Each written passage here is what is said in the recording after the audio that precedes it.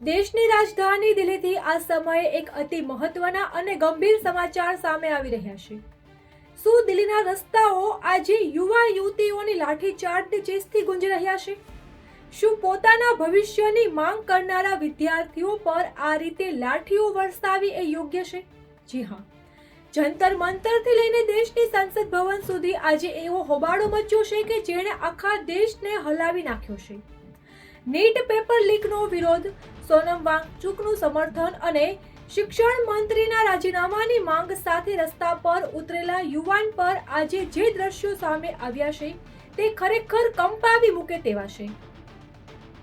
તમે અત્યારે તમારી સ્ક્રીન પર જે દ્રશ્યો જોઈ રહ્યા છો તે જંતર મંતરના છે, જ્યાં છેલ્લા કેટલાય દિવસોથી આંદોલનકારીઓ બેઠા હતા, પરંતુ આજે પોલીસે આખી જગ્યા ખાલી કરાવી દીધી છે। મંચ તોડી નખાયા છે, તંબુઓ ઉખાડીને ફેંકવામાં આવ્યા છે અને જુઓ આ યુવકને, તેના માથામાંથી લોહી વહી રહ્યું છે। લોહી વહ્યા પછી પણ તેના પર લાઠીઓ વરસાવવામાં આવી હોવાના આરોપ લાગી રહ્યા છે। યુવાનો બૂમો પાડી રહ્યા છે કે પોલીસવાળા આટલી દાદાગીરી કેમ કરી રહ્યા છે। બીજી તરફ સીજેપીના સમર્થકો અને વિદ્યાર્થીઓ સવારે રાજીવ ચોક અને મંડી હાઉસ મેટ્રો સ્ટેશન પર એકઠા થઈ ગયા હતા, તો ત્યાંથી ભીડ સીધી સંસદ ભવન તરફ દોડી પ્રદર્શનકારીઓએ બેરિકેડ્સ તોડી નાખ્યા હોવાના પણ સામે આવ્યા છે અને સંસદમાં ઘૂસવાનો પ્રયાસ કર્યો હતો, તો પરિસ્થિતિ એટલી બધી વણસી ગઈ કે સંસદ ભવનના મુખ્ય દરવાજા તાબડતોડ બંધ કરવા પડ્યા હતા અને અંદર પીએમ સહિત તમામ સાંસદો હાજર હતા અને બહાર રસ્તાઓ પર ટીયર ગેસના શેર છૂટી રહ્યા હતા। હવે જે દ્રશ્યો હું તમને બતાવવા જઈ રહી છું તે પણ અતિ દયનીય છે। જુઓ, આ હાથ જોડીને રડતી વિદ્યાર્થીનીને આ દીકરી પોલીસ અધિકારીઓ સામે કરગરી રહી છે, હાથ જોડીને વિનંતી કરી રહી છે કે અમે કોઈ ગુનેગાર નથી, અમે તો ભણવાવાળા બાળકો છીએ, તો અમારા પર કેમ અત્યાચાર કરી રહ્યા છો?